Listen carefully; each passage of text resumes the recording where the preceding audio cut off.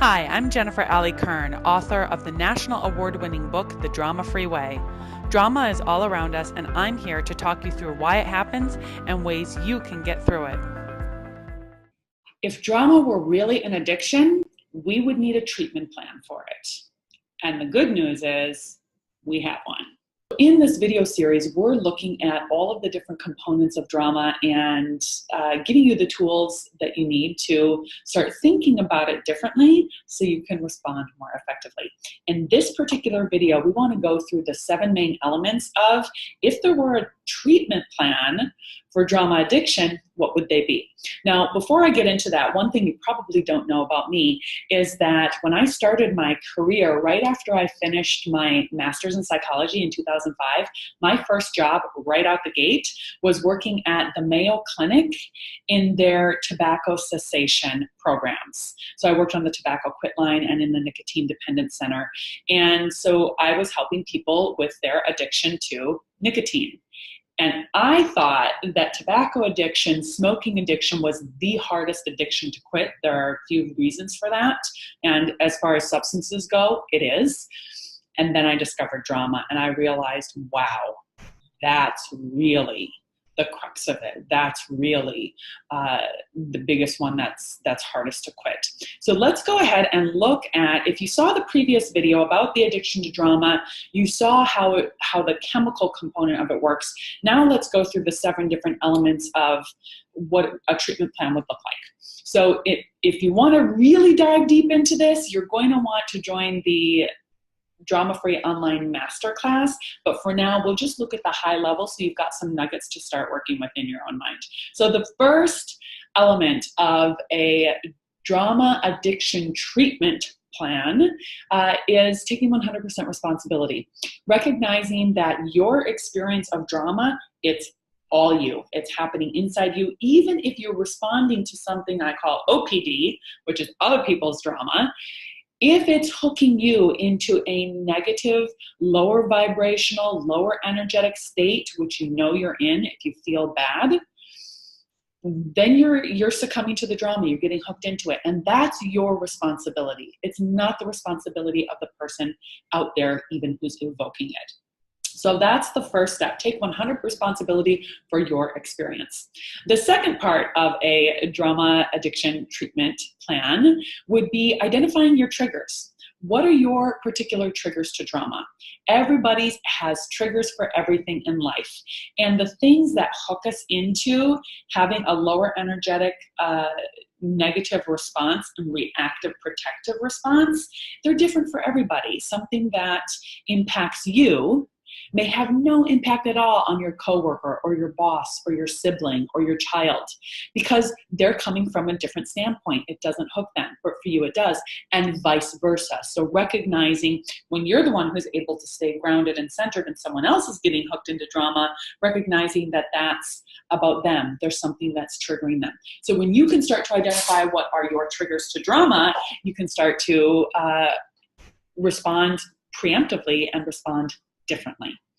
The third component to a drama addiction treatment plan would be finding alternative thoughts for your drama triggers. So once you've identified what are the things that hook you into drama, being diligent and intentional about planning in advance how you're going to respond. So it's really finding alternative ways of thinking about those triggers, alternative ways of engaging those triggers so that you're more empowered, so that you're aligned, so that you stay centered inside yourself and you don't get hooked into what's happening out there. Or if you do, you don't do it as much as you used to. You just continuously get better. And maybe even you might be having the emotional response inside, but you still don't have to react to it. You can take care of the emotions later and stay grounded and stay present in the interaction at the moment. The fourth component to a drama addiction treatment plan would be getting support. The people you surround yourself with make all the difference in the world in terms of your success in every area of your life. When you're used to surrounding yourself with people who go down the drama pathway of complaining, of ain't it awfulizing, of being pessimistic, of gossiping, of looking at the negative side of life. They may not be aware of it, so have compassion, and you don't have to change them all at once. But recognizing who are those people who you're surrounding yourself with that then hook you into that. Maybe start to set some boundaries around how much time you spend with them or the kind of activities that you're doing while you're together. We're going to have a whole other video on that topic of OPD, which is other people's drama, how to respond to that. But just for the sake of this one, we're going to stick to that, just starting to set some boundaries, and then also starting to surround yourself with people who feel really good to you, people who are positive, who are uplifting, who are supportive, who are always looking at the bright side of life. That's going to make a huge difference in terms of impacting you and your ability, your brain's ability to make changes, and energetically your ability to start moving into a space of greater alignment with the truth of who you are, which is the flip side of drama. Drama is that misalignment, which is that disempowered space. So get support. The fifth component of a drama addiction treatment plan is working with an acronym called HALT. Now, in the addiction world, in the substance addiction world, HALT stands for hungry, angry, lonely, tired. And basically, it's identifying things that can trigger relapse. In the context of drama, there are a couple modifications here. So in the context of drama, what can trigger you to relapse into drama when you haven't been going there is definitely hunger. We all know what it's like to be hangry, whether you've been hangry yourself or someone else has. But being hungry lowers your threshold. You're not really able to respond to things very effectively because your brain just doesn't have everything that it needs to stay centered and balanced. The second part of the H, though, this might be a little bit more for the ladies than the men, although men are not totally exempt, but it's hormones. And so we know that for us ladies, we are on monthly cycles of ebbs and flows.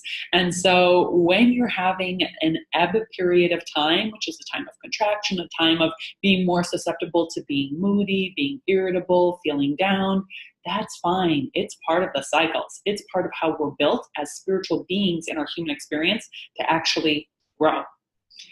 And you don't want to exacerbate it by going into drama. So when you know that you're having that kind of ebb happening, you want to be gentle with yourself. Chill out, take it easy, watch movies, get babysitters, go on walks, take hot baths, do whatever it is. That is your self-care time. So those are the two H's of HALT. A is alcohol. Alcohol is something that can be a huge trigger for drama. And it doesn't even have to be massive quantities of alcohol. For some people, even just having a little bit just makes their brain a little bit more susceptible to drama thinking. And especially if you're surrounding yourself with people who go down the drama pathway, who are always talking about their problems, always talking about anything they have complaints about in life, mix that with alcohol, and it's going to be very easy for you to go into that lower energetic state, lower vibrational state. Now, when I'm saying lower energetic state, you want to make sure that if you haven't seen the previous video about it, that you're referencing the energetic state spectrum. So this talks about all the different energies that you can embody in your thinking and in your emotions that pertain to whether you're in drama or whether you're not in drama, but in a space of alignment with your greater self. So you're going to want to download that. That is part of the drama-free resource kit that you can download in the link below here. So get that reference. The sixth aspect of a drama addiction treatment plan would be something called developing state breakers. So what that means is once you've gotten into a certain state of mind, you want to interrupt it. You want to interrupt it as fast as you possibly can, as soon as you catch it, and redirect yourself so that you don't go down that trauma pathway, but that you orient yourself choicefully with the power of your free will, what you want to focus on that feels better to you. The seventh and last element of a drama addiction treatment plan is relapse prevention, part of any addiction treatment plan. And relapse prevention is really about finding the ways that you can structure your environment, to support you in not going back into drama, and ways that you can start cultivating a drama-free lifestyle so that you go less and less into the space of drama. You get less and less hooked, less frequently. You don't go as deep. You don't stay there as long, but you recover more quickly back into that true essence of who you are. Thanks for listening.